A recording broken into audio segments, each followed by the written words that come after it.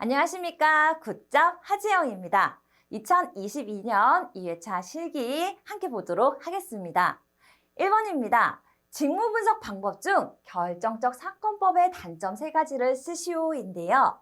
결정적 사건법이란 말 그대로 결정적 사건을 통해서 직무를 분석하는 방법입니다. 이것에 관련된 답도요. 제목에서 그대로 유추해서 답을 쓰시면 되는데요. 이게 출제 기준에서 제외된 부분이긴 하나 워낙에 빈출되었던 문제이기도 하고 또 그동안의 내용과 함께 연관되어 있는 부분이라서 2차 실기 주관식에서는 가능성은 낮지만 그래도 나올 수 있기 때문에 한번 살펴보도록 하겠습니다.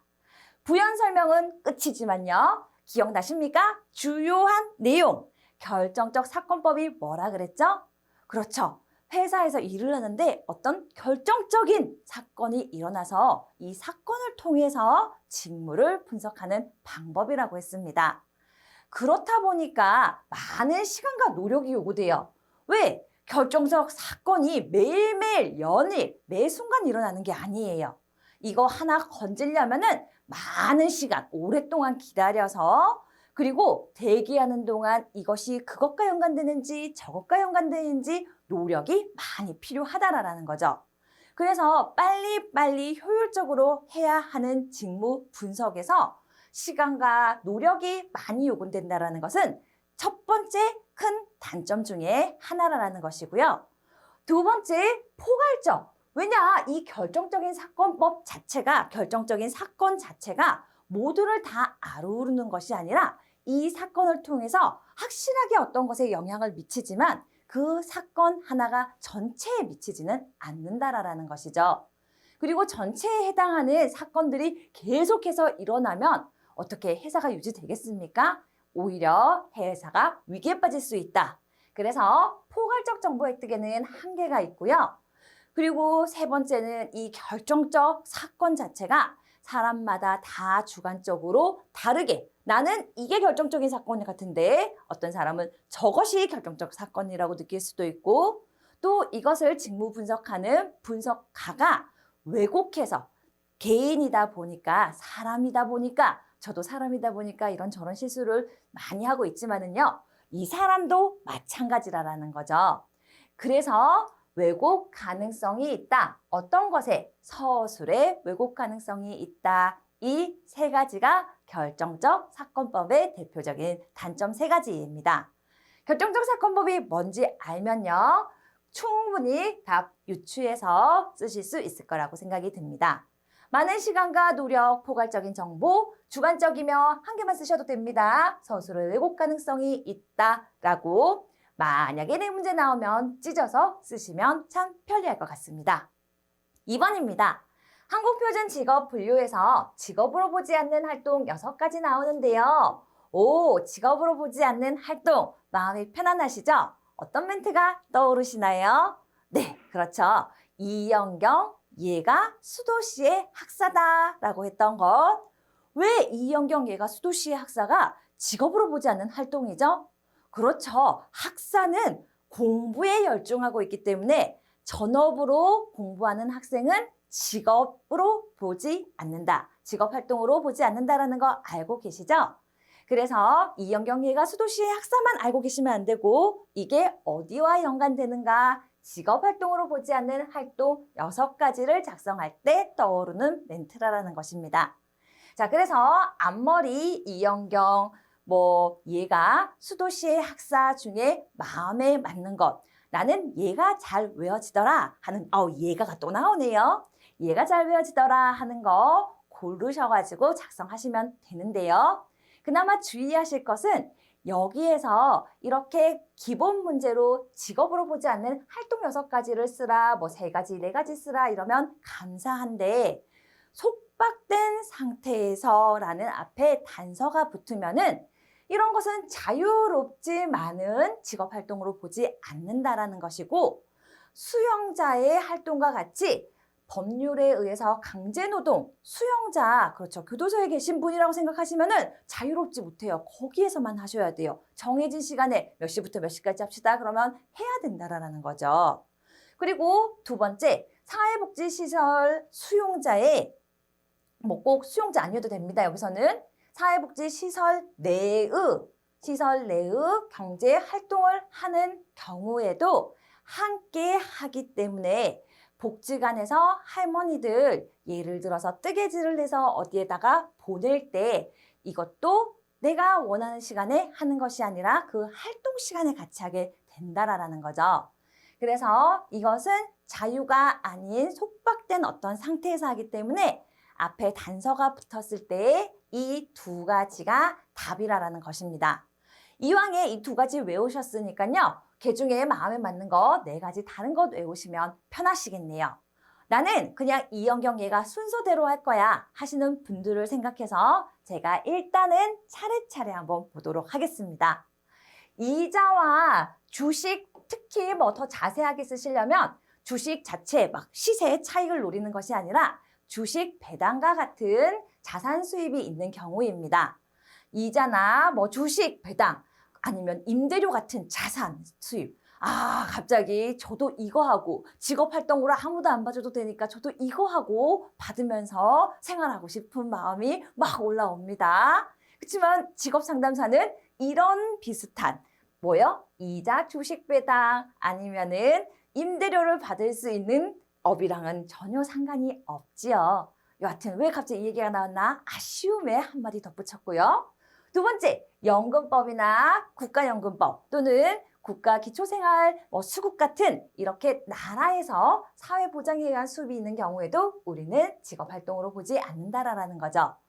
경마, 경륜, 경정 뭐 이런 여러 가지 것들, 로또, 복권 같은 것들 이런 거 있어도 직업활동으로 보지 않는다라는 것이고 예적금 인출과 같이 금융자산을 매각하여 그렇죠. 우리 보험금이라든지요. 이런 데는 돈을 빌려줘서 다시 받는 그런 여러 가지 차입금에 해당되는 것도 다 해당하지 않는데 제가 왜 이것만도 외우기 어려운 것 같은데 한 개씩 덧붙여서 말씀드리냐면요. 이렇게 어떤 분들은요. 이자와 같은 자산 수입이 있는 경우 쓰셔도 마음이 편안하신 분들이 있고 이렇게 연금법 등 한 개 써놓고 어떻게 등이라고 써 하면서 이거와 관련된 게 또 뭐가 있지? 하고 혼자 고민하시는 분들도 계시더라고요. 제가 말하는 것을 다 써야 된다는 것이 아니라 들으시고 나 이렇게 이런 리듬이 나한테 잘 맞아 하는 거 지금 나만의 답안 작성란에 고르셔서 여러분이 써지기 편한 것대로 꼭 나만의 답을 한 줄씩 완성하시길 바라겠습니다.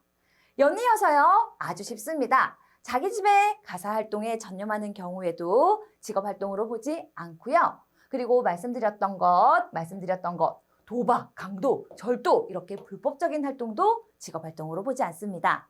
교육기관에서 학습에만 전념하는 경우 직업활동으로 보지 않기 때문에 직업활동으로 보지 않는 활동 6가지를 썼을 때 이연경 얘가 수도시에서 학사이다 라는 멘트 연이어가시면 될 것 같습니다. 3번입니다. 백의 인지치료에서 인지적 오류 유형 4가지를 쓰시오가 나오는데요. 인지오류 미친 것은요. 흑가 개선입니다. 어두운 거 미쳐서 어두워졌어요. 개선해야지요. 그래서 인지오류의 대표적인 4가지는 흑가 개선으로 여러분 용어 매칭하셔서 답 정리하실 수 있으면 좋겠습니다. 오히려 이 문제에서 인지적 오류했었을 때는 흑가 개선 나와야 되고요. 인지적 명확성의 오류했었을 때는 보정경미 아니면은 보정경미 심각 해서 앞머리만 나오면은 여러분이 다 쓰실 수 있으시니까 보정경미 심각 외적 요인 뭐 다 가시든지 보정경미까지 해서 줄줄줄줄 쓰시던지 구분하시기를 권장합니다. 자, 보정. 저 정말 보정 좀 돼서 예쁘게 나왔으면 좋겠습니다. 자, 제가 이렇게 강의하면서요. 시험에 나오는 것에 신경 써야지 지금 제 얼굴 예쁘게 나오는 거 좀 보정을 이렇게 하면 되나? 이쪽이 더 낫나? 이런 거 신경 안 쓰는 거 정신이 오락가락 하는 거죠. 그렇다고 미치면 또 강의를 못하는 것 아니겠습니까? 이 예시가 바로 지금 인지적 명확성. 그렇죠. 하지영 교수님이 지금 외모 신경 쓰는 것은 약간 정신이 왔다 갔다 하는 거야. 보정에 신경 쓰는 것은 인지적 명확성에 관련된 답이고요. 아예 미쳐버린 것은 흑가 개선이다 해서 여러분 주요 용어 잘 상기하시라고 말씀드렸습니다. 저는 이제 나이가 50이 가까워. 이런 말은 하면 좀 그런가요? 여하튼 50에 가까워지니까 뭐 40대 초반도 50으로 가고 있고 50대 모르겠습니다. 갑자기 여기서 말이 막힙니다. 일단 패스하고요. 자, 그렇기 때문에 예뻐 보이는 것보다 제 얼굴에 책임을 질 수 있는 나이라는 거, 그것을 강조하기 위해서 말하다가 순간적으로 숫자가 나와서 당황했습니다. 패스 해주시고요. 인지 오류가 일어나기 전에 빨리 답을 확인하도록 하겠습니다. 인지치료, 인지 오류는 흑가 개선이다. 흑백 논리 너무 어렵게 가시려고 하지 않으시길 바라겠습니다. 쓰시오 했었을 때는 다 필요 없고 앞에 흑가 개선만 쓰시면 되고, 이 문제는 쓰고 설명하시오, 예를 드시오까지 나오기 때문에 가볍게 확인하시라고, 지금 눈으로 한 번 더 보시라고 제가 옆에 써 놓은 것입니다. 자, 그래서 흑백 논리 나오면요, 너무 멀리 가지 마시고요. 그냥 쉽게 이분법적인 사고다, 뭐 아니면 도와 같은 양자택일적 사고를 하는 오류이다, 이렇게 하시면 되고, 과잉 일반화를 쓰시고자 하셨을 때 그냥 흑가 개선 쓰시면 좋겠어요. 괜히 나는 여기에 의미약대, 의미축소를 쓰고 싶어서 쓰고 설명하시오에 특히나 그렇게 쓰시면은 까딱했다가는 가잉 일반화와 의미 학대의 설명을 똑같이 쓸 수밖에 없는 상황이 나타날 수 있습니다. 왜? 우리가 전문가가 써놓은 걸 봐도 똑같이 보이는데 내가 쓰려면 얼마나 비슷한 맥락으로 써지겠습니까? 그래서 쓸 때 의미 학대와 의미 축소 맞긴 맞지만 그건 그냥 쓰시오 할 때만 쓰시고, 쓰고 설명하실 때는 꼭 2개 중에 1개만 선택해서 쓰시기를 바라겠습니다. 관계없는 상황까지 모두 다 일반화하려는 것. 개인아, 자꾸 나 자신과 연결시켜서 쟤 지금 내 욕하다 나랑 눈 마주쳐서 나 피하는 거 아니야? 이거 내가 지나가가지고 어떻게 된 거 아니야? 하면서 모든 것이 나와 연관되어 있다라고 생각하는 거 돌아버리죠, 돌아버려. 자, 선택적 추상화입니다. 좋은 것은 다 여과하고 뭐에 극단적으로 부정적인 세부사항에 머무르는 오류입니다. 저의 오타가 한 개 있다고 하시더라도 거기에 너무 머무르지 마세요. 여러분, 거기에 꽂혀서 전체 지금 나머지 99개 놓치는 것이 그렇게 되면 미친 거라는 거죠. 또 여러분한테 미쳤다고 하는 거 아닙니다. 예시입니다. 그래서 선택적 추상화, 너무 작은 것, 특히 그 작은 것도 부정적인 작은 것에 머물러서 다 왜곡되게 생각하는 것을 선택적 추상화라고 한다는 것. 흑과 개선입니다. 자, 잘 구별하시고요. 넘어가도록 하겠습니다. 4번입니다. 부정적인 심리검사가 나온 내담자에게 검사 결과를 통보하는 방법 4가지를 쓰시오인데요. 부정적인 심리검사 결과가 나오면은 내담자에게 전달하기가 쉽지가 않죠. 하지만 부정적인 결과를 들어야 하는 내담자도 쉽지 않습니다. 문장이 딱 나오면 이것과 연관되는 핵심 용어가 바로 나오면 좋겠지만 그렇지 않는 분들도 많으시기 때문에 문장과 연결해서 꼭 핵심 용어 외우시도록 하고요. 그런 일환으로 부정적인 심리검사 나온 내담자들에게 얘기를 할 때는 충격 방어 비밀 보장 기계를 옆에 두고 얘기해야 된다.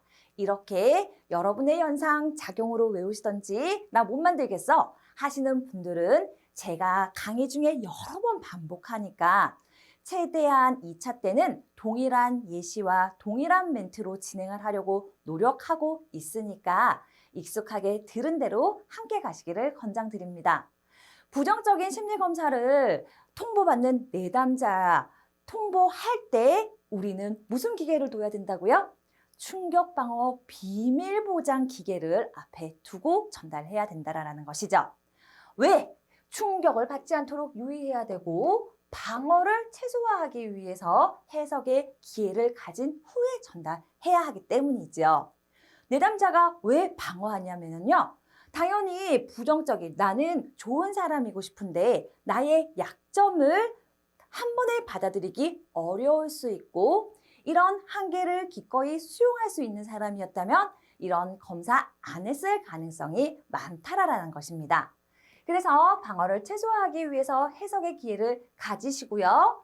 세 번째, 부정적인 결과가 노출되지 않도록 비밀 보장에 유의해야 한다라는 것이죠. 저도요, 어떤 결과라든지 길 가다가 탁 넘어지면은요, 아픈 거 보다가 뭐요? 그렇죠. 부끄러워요. 그래서 일단 그 자리를 뜨기 전까지는 아픈지 안 아픈지 모르고 있다가 집에 가면 오늘 왜 이렇게 여기가 아프지? 아까 전에 거기서 넘어졌었어요. 그게 이거이죠.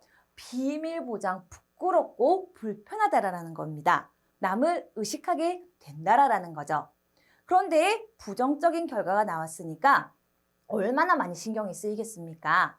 이거 누가 봤나? 이것도 어디까지 혹시 공개되는 거 아닌가? 이런 생각이 사람이면 저절로 들기 때문에 이 결과는 당사자 외에는 또는 이 결과는 저와 선생님만 누가 요청한다 하더라도 이런 얘기와 함께 비밀 보장이 된다는 것을 전달해 주어야 된다는 것이죠.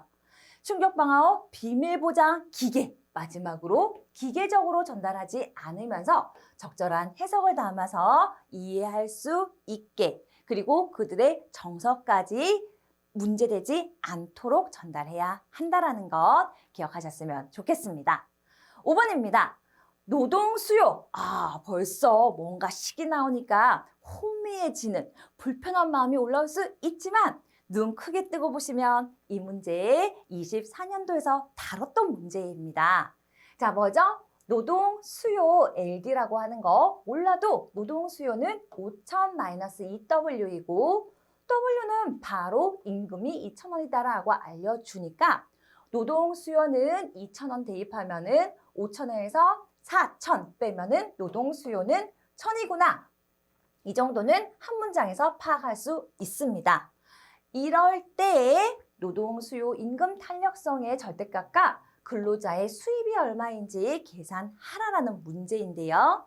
제가 지난번에도 도전 쓰기 했다가 화면이 엉망진창이 돼서 이번에는 아예 편안하게 이렇게 보여드리면서 하도록 하겠습니다. 말씀드렸듯이 일단은 노동 수요는 2,000을 대입해서 1,000 나왔습니다. 노동 수요. 그리고 임금은 2,000입니다. 절대 기준으로 일단 여기다 한번 써볼까요? 제일 처음에 노동 수요는 1,000이었고 임금은 2,000원이었어요.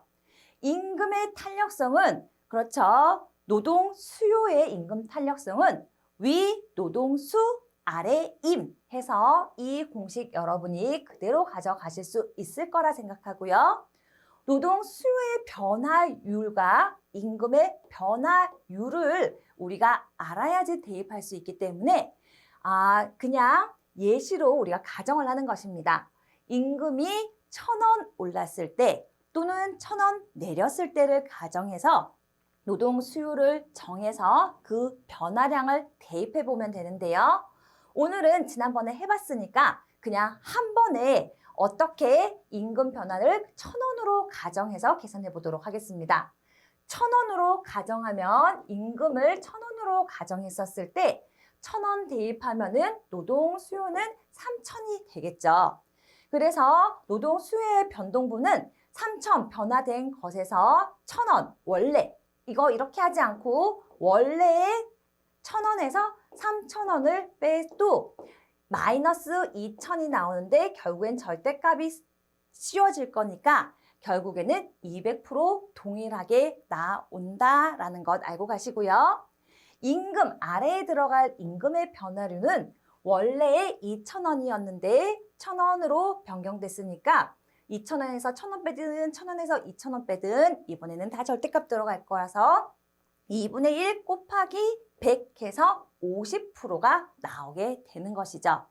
그래서 전체 큰 공식에 50%대 200%다 떨어지고 노동 수요의 임금 탄력성은 4가 나오고요.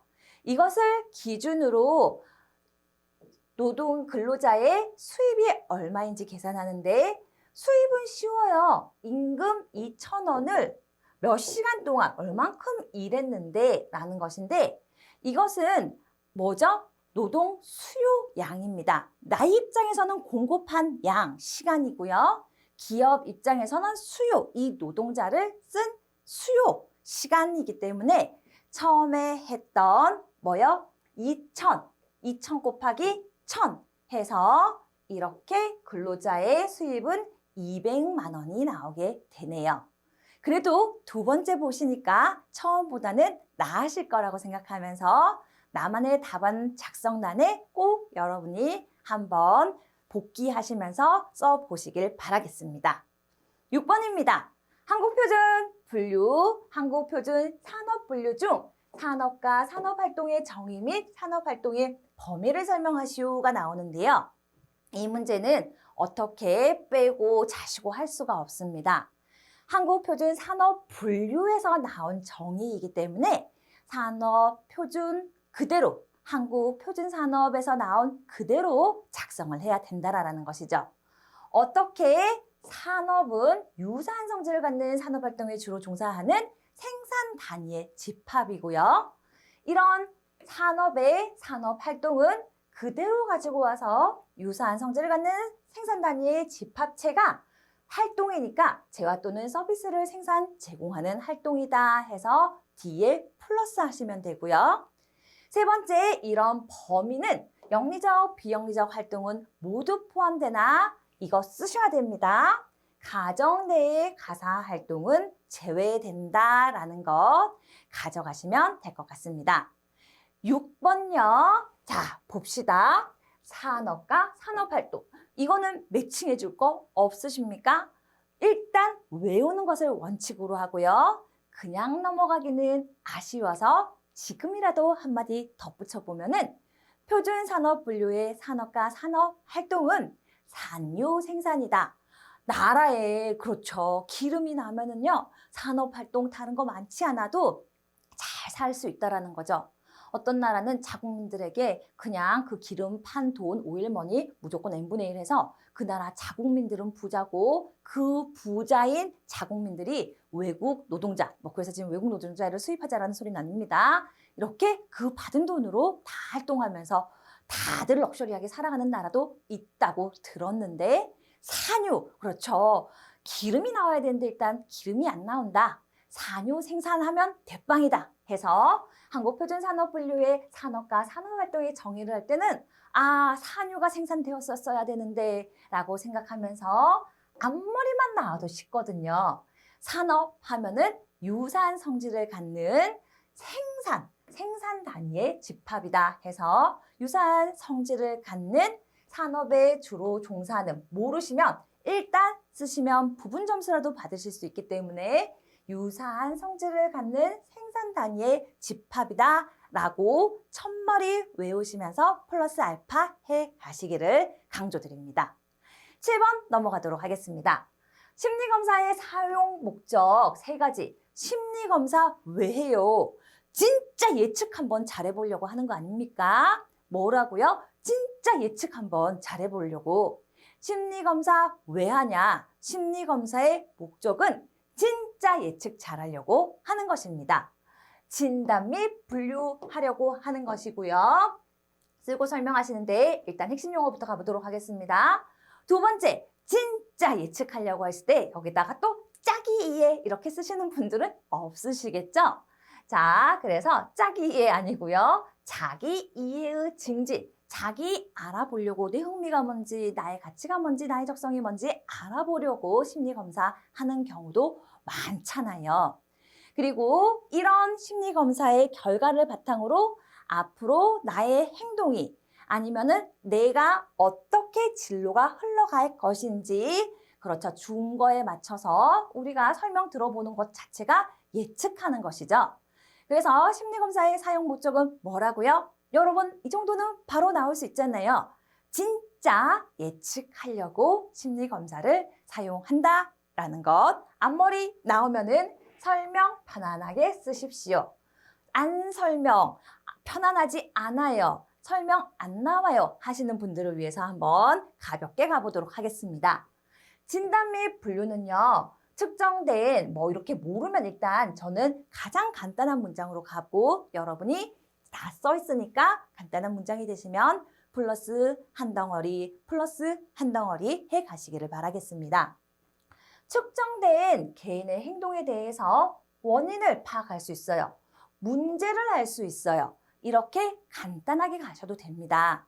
제가 여기서 또 잠깐 모든 문제를 다 간단하게 가는 것은 별로 권장해 드리지 않지만 이렇게 간단한 첫 번째 뼈대가 잡혀야지만 여러분 나뭇가지에 풀잎도 생기고 열매도 생기기 때문에 첫머리만 해결되면 시작이 반이기 때문에 그 다음은 여러분이 스스로도 풍성하게 마무리할 수 있을 거라고 제가 믿어 의심치 않습니다. 왜냐? 우리는 1차를 합격한 기본기가 되어 있으신 분들이라고 가정하고 있기 때문입니다. 자, 맞지요? 그래서 진단 및 분류, 측정된 한 개인의 행동에 대한 문제를 파악할 수 있다, 원인을 파악할 수 있다, 또는 문제와 원인을 파악할 수 있다. 이것이 바로 진단인 것이고요. 자기 이해의 증진에서는 과학적이고 객관적인 검사 결과를 제시해서 아니면은 난 이런 것도 힘들어. 실시한 검사 결과를 확인함으로써 이렇게 나한테 맞는 일상적인 용어로 풀이 쓰고 설명하시오. 앞머리만 나오고 뒷머리는 틀리지만 않으면 됩니다. 왜 채점자가 일일이 다 보지 않아요? 맥락상 흐름이 맞으면 뒤에서는 감점, 틀리지만 않으면은 감점 당하지 않기 때문에 이 문장을 토시 하나 안 틀리고 그대로 외우려고 하는 거 앞에서 봤듯이 인지 오류, 첫 번째는 인지적 명확성, 미치겠다부터 시작해서 시험 보시기 전날 마침 미치면 큰일 나잖아요. 자, 그래서 검사를 확인함으로써 자신에 대한 이해를 돕고 의사결정을 할 수 있도록 돕는다. 의사결정에 도움이 된다. 이렇게 마음에 맞는 말로 마무리하시면 될 것 같습니다. 세 번째, 예측. 한 개인의 특성을 밝히고 이것은 또 없어도 되겠네요. 특성을 통해서, 결과에 나타난 특성을 통해서 미래의 행위와 성취 정도를 예측할 수 있다. 그리고 마무리해서 나 더 쓸 수 있습니다 하시는 분들은 그에 대한 혹시 잘하는 것은 더 잘하고 잘 못하는 부분은 어떻게 보완할 것인지에 대해서 대안을 마련한다라고 덧붙이면 아주 아름답게 마무리할 수 있을 것 같습니다. 이런 마무리는 사이드고요. 중요한 것은 답이 첫머리에 나와야 된다. 심리검사를 사용하는 목적이 뭐라고요? 진짜 예측하려고 하기 때문이다. 라고 마무리하면서 8번 넘어가도록 하겠습니다. 심리검사에서 중거 타당도 계수의 크기에 영향을 미치는 요인 3가지 앞에서 한번 확인했던 문제입니다. 뭐였죠? 표지보차 잘해야 된다. 그래야지 크기가 중거 타당도가 높아질 것이고요. 표지보차 잘 못 뽑으면 떨어지겠죠. 두 번째, 중거 측정치에 한 것이 믿을만 해야지만 계수가 높아질 것이고요. 맞게 잘해야지, 타당도 맞게 잘해야지만 계수가 높아질 것입니다. 3가지 쓰고 설명하시오. 앞에서 봤던 거라서 이렇게만 확인하고 9번으로 넘어가도록 하겠습니다. 한국직업사전에 부가직업 정보 중에서 직무기능 나왔네요.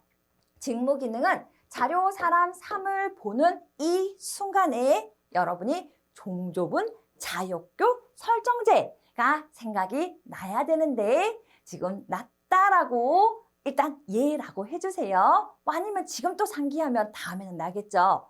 뭐라고요? 종좁은 자역교 설정제. 종좁은 자역교라는 다리에서 설정제에 세정제 타서 버린다라고 했죠. 그래서 자료, 사람, 사물에 연관된 특성을 나타낸다. 다 알고 있다. 이번에는 사람과 관련된 세부 영역 5가지를 쓰라라는 것인데요. 우리 24년, 23년부터 사람은 지금 처음 나오지만 자료와 관련된 것, 사물에 관련된 것, 0에서부터 8, 총 9가지 수준에서 빈칸을 두고 단답형이긴 하지만 쓰라고 하는 문제 계속 연이어서 보고 있습니다. 그래서 여기 직무 기능에 해당하는 것은 여러분 꼭 가져가시길 바라고요. 그 핵심 틀이 종좁은, 자역교, 설정제 3가지를 기본으로 가져가시는 겁니다. 일단 사람은요. 종좁은, 자역교, 설정제에서 저는요. 어디 갔죠? 종좁은, 자역교 더하기 감독, 설득. 중간이 원래 오락 제공이 있는데 제가 오락을 뺐어요.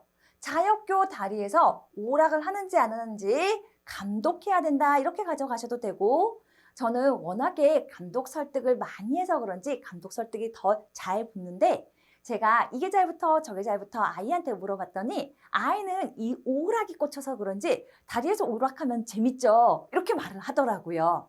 그래서 자역교 다리에서 오락하는지 안 하는지 엄마인 제가 감독한다라고 해서 아니면은 6개, 이왕이면 6개 나오면 우리만 맞출 수 있으니까 더 좋겠네요.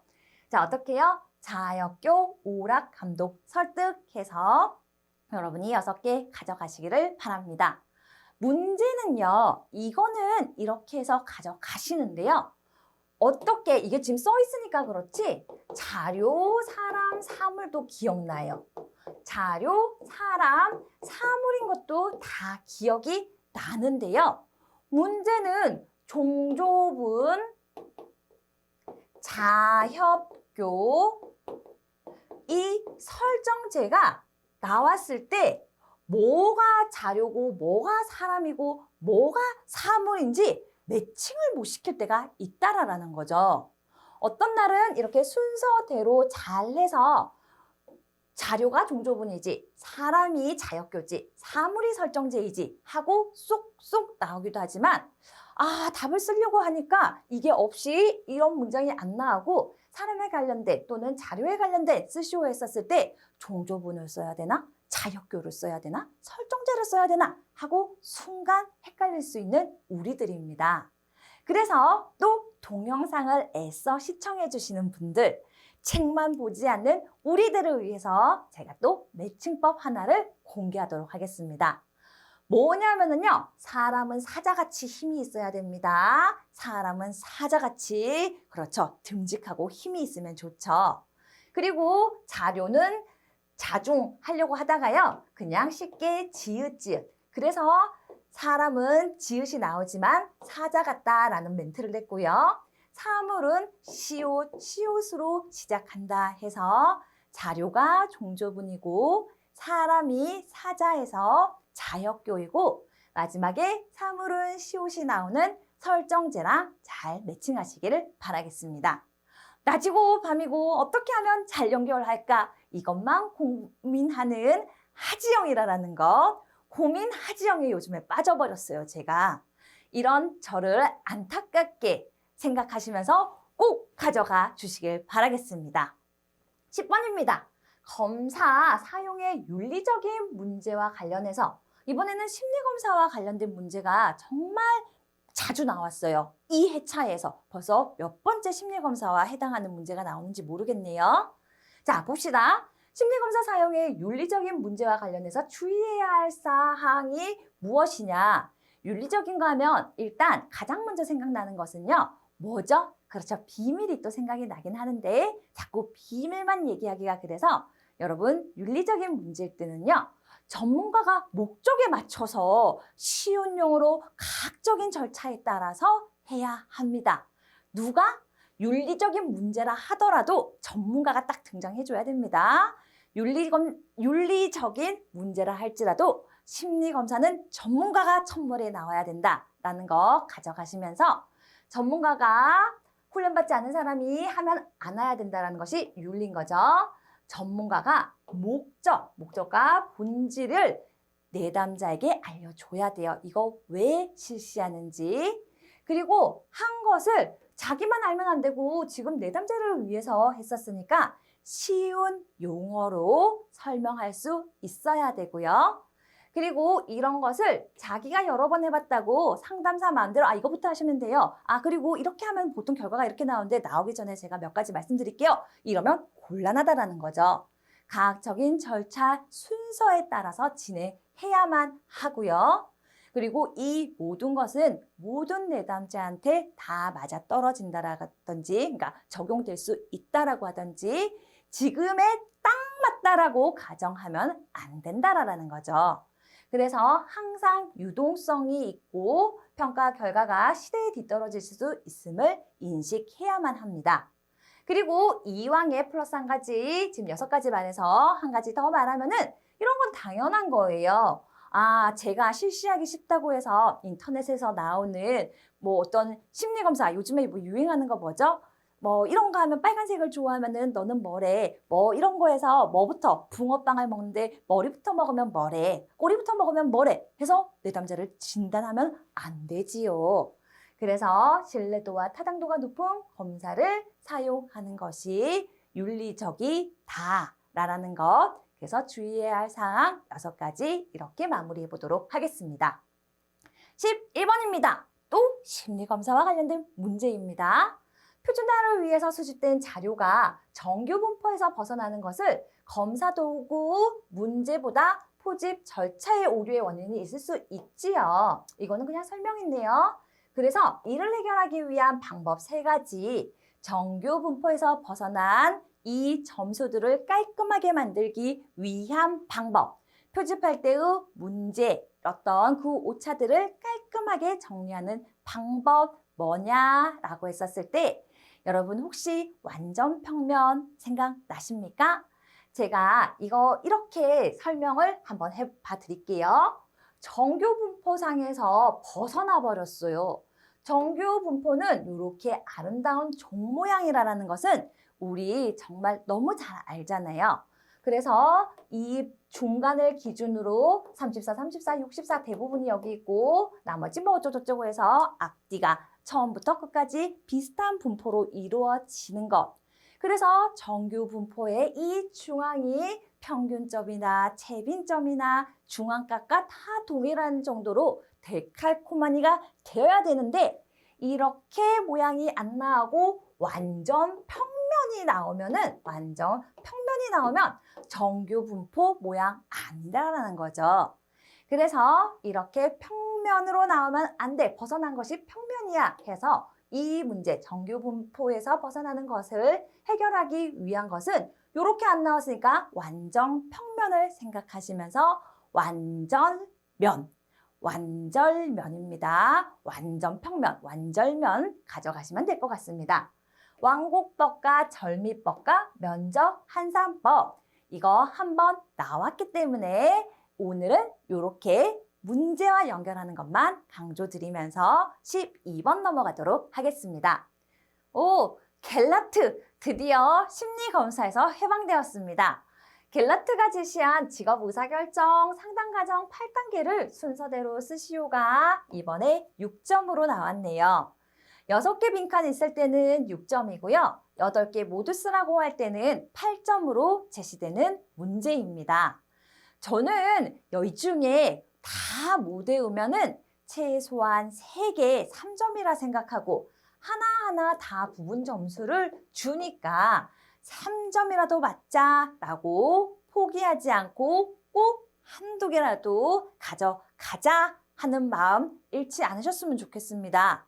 한 개 한 개에 이렇게 저렇게 버리다 보면요. 나중에 건질 거 없어요. 우리 필기에서도 경험하셨듯이 정말 듣보잡 이거 뭐지? 하는 문제에 한두 문제 나옵니다. 또 딴에는 점수 주기 위한 문제라고 한 문제 나왔지만 점수는 그들이 주는 것이고 나는 못 맞출 수 있다라는 거죠. 그래서 아는 문제는 어떻게든 1, 2점이라도 가져가셔야 된다는 것. 기준 바뀌었습니다. 무조건 한 개라도 얻어 가시는 겁니다. 그래서 갤라트 하면은 도대체 뭔데? 갤라트가 여러분 목수예요? 의사예요? 아니죠. 갤라트는 심리학자입니다. 목수가 왜 튀어나왔냐고요? 목표의식 정보 수집이라고 해서 자, 멘트 목수 대안 결과 가치 의사 평가입니다. 나 모르겠다. 그러면은 가치 의사 6번입니다. 아유, 안 되겠네요. 가치 의사 평가 이 마지막이라도 꼭 외워가셨으면 좋겠습니다. 첫 번째 답 보기 전에 미리 쓰면요. 목수 뭐라고요? 목수 대안 결과가 아닙니다. 결과라고 썼습니다. 그래서 사라져버렸네요. 목수 대안 한 번만 더 쓰겠습니다. 목수 대안 결과가요. 목표의식 정보 수집 대안을 먼저 찾아봐서 이 대안의 결과를 예측하고 예측한 그 결과에다가 가능성 되는지 안 되는지 확인한 다음에 된다라고 했었을 때 어느 정도의 가치가 있는지 평가해서 좋아 의사결정해서 이거 잘한 것인지 평가하는 것이 바로 갤라트가 제시한 의사결정 상담 과정 8단계라는 것이죠. 그래서 목수 대안까지 했고 대안의 결과를 예측해보고 대안의 실현 가능성을 예측해 보는 것입니다. 그리고 가치 의사 평가해서 가치 의사 평가. 여러분 8개 다 쓰라고 나왔을 때 나 진짜 잘 모르겠다. 처음에는 목표의식, 정보 수집, 그리고 가치 의사 평가 이렇게만 해도 5점이니까 할 수 있는 만큼 포기하지 말고 꼭 가져가시길 바라겠습니다. 3개 정도는 진짜 하셔야 돼요. 평가, 목표 평가, 의사결정 평가. 이거 못하면은 정말 하지영하고 아니라고 말하고 싶습니다. 목표 의사 평가 정도는 꼭 가져가시고 목수 대안 결과 가치 의사 평가해서 다 맞추는 우리가 됐으면 좋겠습니다. 13번 가도록 하겠습니다. 형태주의 상담의 목표 6가지, 보통 3가지를 쓰라고 하는데요. 이 형태주의 상담의 목표는요. 쓰고 설명하시오 보다가 그냥 쓰시오로 굉장히 잘 나오는 문제입니다. 3가지 하면은 각 통책해서 각성과 통합과 책임 가진다. 각성해서 지금 여기에서 내가 아름다운 게슈탈트를 만드는 것이고 만들어진 여러 가지 모양들을 통합해서 주체로서 살아가는 것이고 이런 모든 상황을 스스로 책임질 때 건강한 삶이 영위가 된다라는 거죠. 자, 아름다운 형태 게슈탈트를 완성하는 플러스 3개는 또 무엇이냐? 이렇게 문장으로 외우면 더 좋을까 싶어서 이해하실까 싶어서 했고요. 했던 거 쓰시오 했었을 때는 그냥 각성과 통합과 책임, 자각, 각성, 그리고 책임, 통합 하시고요. 실존적인 삶을 살아가는 것, 그리고 미해결 과제 해소하는 것. 그렇죠. 미해결 과제가 문제니까. 그리고 실존적인 것이 지금 여기 바로 형태주의의 핵심 용어이죠. 그리고 여러 가지 것을 통해서 자신의 경계, 성장, 자신의 경계를 확장한다라고 했는데 이것도 어려우면은 자신의 표현을 촉진한다. 뭔가 명료하게 발설할 수 있을 때 그렇죠. 내가 분명하게 할 수 있을 때 우리는 건강하다라고 계속 얘기를 했습니다. 그래서 자기 표현, 촉진 이런 거 쓰셔도 다 맞다라고 해주고 또 이런 것에서 있어서 실존적인 삶도 잘 안 나오는데요. 그러면은 현재의 경험을 중시한다. 지금 여기의 삶을 중요시한다. 지금 여기에 가치를 부여하는 것. 이렇게 여러분이 간결하게 쓰셔도 다 맞다라고 해주니까 6개 나왔다고 이거 뭐야 하시면서 쫄 필요가 없다라고 강조하면서 넘어가도록 하겠습니다. 14번 윌리엄슨. 이제 정말 객관식에서 많이 봤던 문제이고 나오지 않고 문제에서 처음 나와도 자주 나왔으면 좋겠다, 반갑다, 윌리엄슨 하는 마음이 올라올 것 같네요. 윌리엄슨 하면요. 무불어흥이죠. 무선택 쓰고 설명하라고 했으니까 진로를 선택하지 않는 것을 무선택이라고 하고요.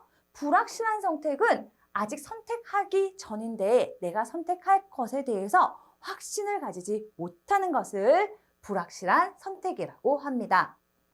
어리석은 선택은요, 흥미와 적성과 이거 아닙니다. 흥미와 적성과 관계없는 것, 이것은 일치하지 않는 것, 흥미와 적성이 안 맞는 것 설정하는 것을 불일치라고 하고, 어리석은 선택은 이거와 전혀 관계없이 현명하지 못한 선택을 하는 경우인데, 굳이 예를 들자면은 경제적, 돈만 많이 주면 나는 뭐든지 할 수 있어. 이거 그렇죠. 어리석은 선택이라는 거죠.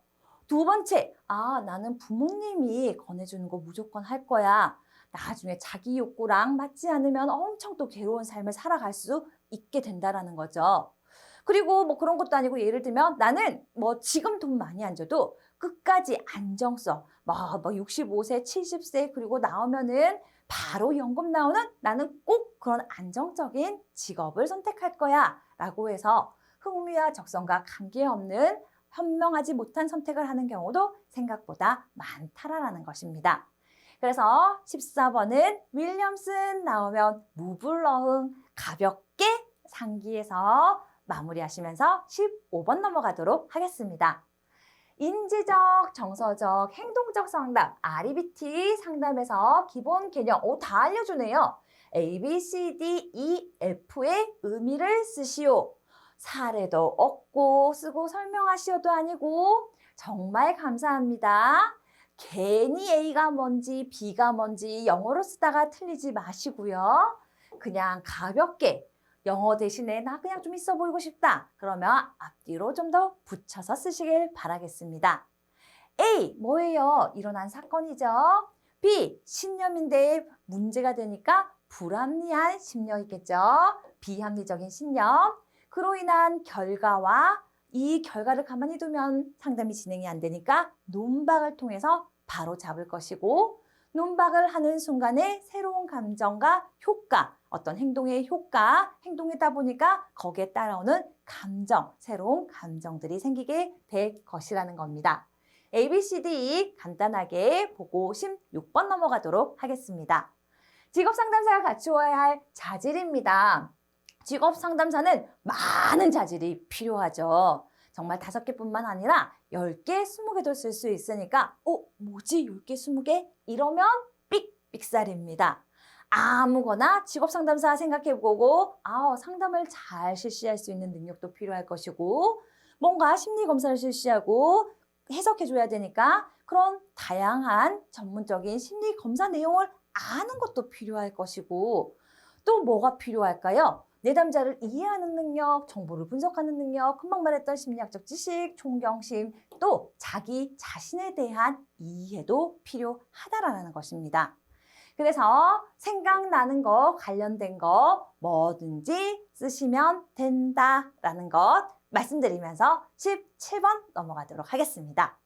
직업 상담에서 내담자의 이해를 위해서 질적 측정 도구입니다. 정질적 측정 도구 생각하시면서 수치화할 수는 없지만 이거 한번 해보면 내가 여러 가지 내담자에 관련된 정보를 파악할 수 있다. 그렇게 파악할 수 있는 것이 어떤 것들이 있었냐라는 것을 묻는 질문입니다.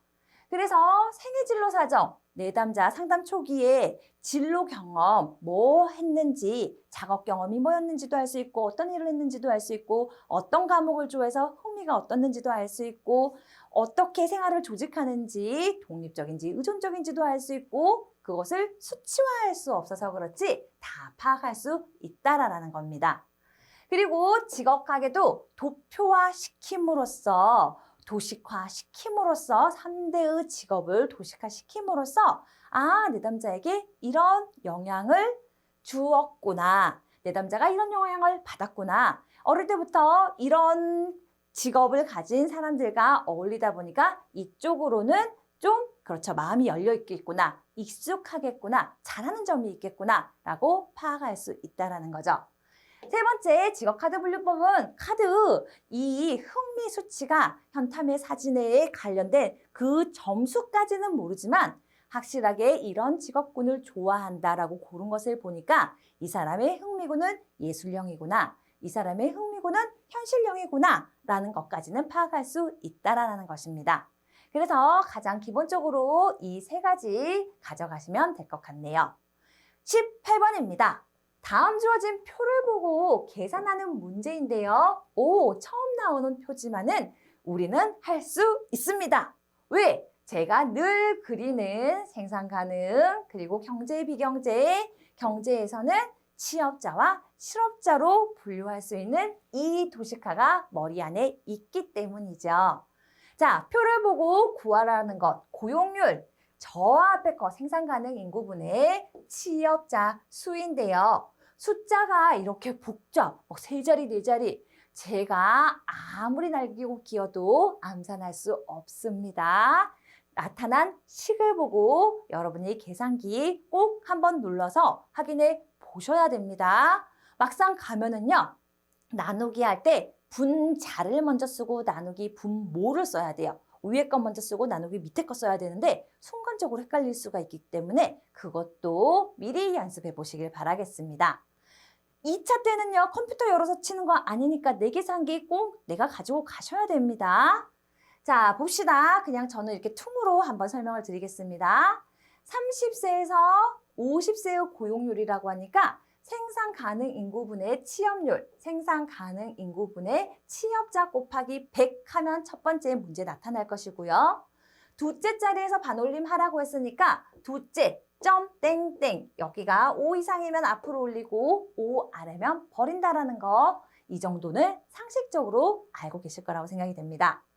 두 번째, 30세에서 50세의 고용률 금방 구했는데 이것을 29세 이하 고용률과 비교해서 분석하라 그랬는데 29세 이하라고 해서 요것만 가지고 하시면 안 되고 이 전체가 생산 가능 인구부터 29세가 이만큼이기 때문에 생산 가능 인구 이거 전체 다 더하기 분의 취업자 이거 전체 다 더해야지만 거기에 곱하기 100 해야지만 29세 이하의 고용률이 나타난다라고 하죠. 자, 그래서 마지막 문제 이렇게 보시면은요. 고용률 73.3% 나오나 봅니다. 4%. 그리고 나머지 여기 아래에 있는 모든 고용률은 어떻게 40.5%가 나오나 봅니다. 그래서 어디가 높아요? D에.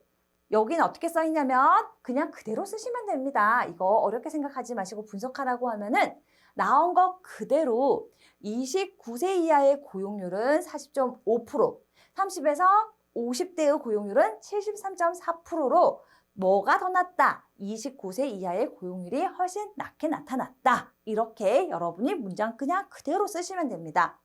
이는 29세 이하의 사람들이 취업 준비자가 아직 취업을 하기 위해서 준비하는 사람이 많아서 실업자일 수도 있고 또 통계적 허수일 수도 있고 여하튼 간에 준비자가 많고 비경제활동 인구로 분구되어서 아직 그런 전업 학생이라든지 취업할 의사가 없는 사람들은 비경제활동 인구로 분류가 되니까 그렇기 때문에 고용률이 낮아진 것 같다라고 제가 말한 것 중에 한 가지만 갖다 붙이셔도 되고 취업 준비생이 많아서 그런 것으로 짐작된다. 이렇게 나 괜히 뒤에 거 잘 모르겠는데요. 그러면 빨리 마무리하는 것도 권장해 드립니다. 그리고 두 번째 반대로 29세 이하의 사람들을 썼다면은 30에서 50대의 고용률은 이거보다 현저하게 높은데 왜냐하면 이때가 가장 경제 활동이 활발할 때이기 때문이죠. 그래서 그냥 그대로 쓰면 됩니다. 자, 플러스 알파로 현실적인 얘기를 좀 하고 싶지만 마침 이 문제가 마지막이라서 여러분이 빨리 나만의 답안 작성을 해보고 싶은 마음이 있을 거라 생각 들어 요것으로 마무리 드리면서 22년 3회차 때 뵙도록 하겠습니다. 수고 많으셨습니다.